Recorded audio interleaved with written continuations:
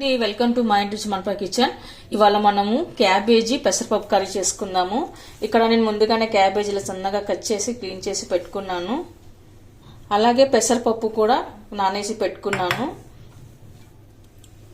మనం కడాయి పెట్టుకున్న 2 table spoon oil వేసుకున్న తర్వాత కొద్దిగా మినపగుళ్ళు వేసుకుందాము, జీలకర్ర, ఆ తర్వాత కట్ చేసి పెట్టుకున్న ఆనియన్ వేసుకోవాలి,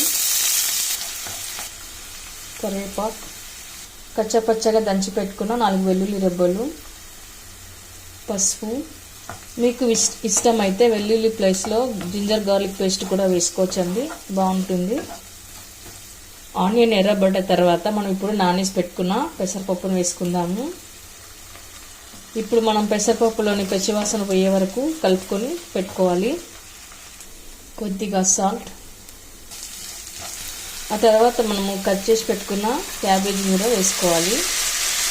ఇప్పుడు బాగా కలుపుకొని పెట్టుకుందాము. ఇలా అంతా కలిపి పెట్టుకున్న తర్వాత మనం ఇప్పుడు 2 నిమిషాల పాటు మగ్గనివ్వాలి. తర్వాత ఇప్పుడు మనము రెడ్ చిల్లీ పౌడర్ వేసుకుందాము. 1 teaspoon red chilli powder, తర్వాత కొద్దిగా సాల్ట్, ఇందాక వేసాం కదా ఇప్పుడు చూసి వేసుకోవాలి. ధనియా పౌడర్, ఇవన్నీ వేసాక కలుపుకొని పెట్టుకోవాలి. ఇప్పుడు మనం మరలా 2 మినిట్స్ మగ్గనివ్వాలి. ఈ కర్రీకి వాటర్ ఏమి వేయరాదండి, అలానే ఉడుకుతుంది, కానీ చాలా టేస్ట్గా సూపర్గా ఉంటుంది. వాటర్ అంతగా టేస్ట్ ఉండదు. ఈ కర్రీ జొన్న రొట్టెకి, చపాతీకి, రైస్లోకి, పుల్కలోకి అన్నిట్లోకి చాలా బాగుంటుంది.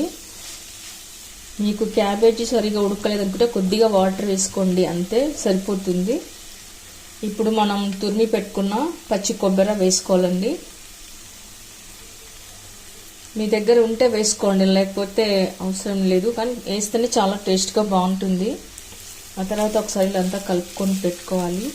కొద్దిగా జీరా పౌడర్.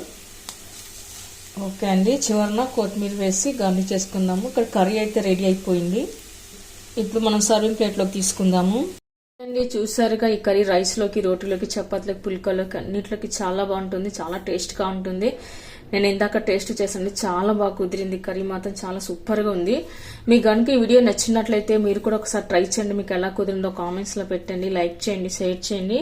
తప్పకుండా మన ఛానల్ని సబ్స్క్రైబ్ చేయండి. Thank you for watching.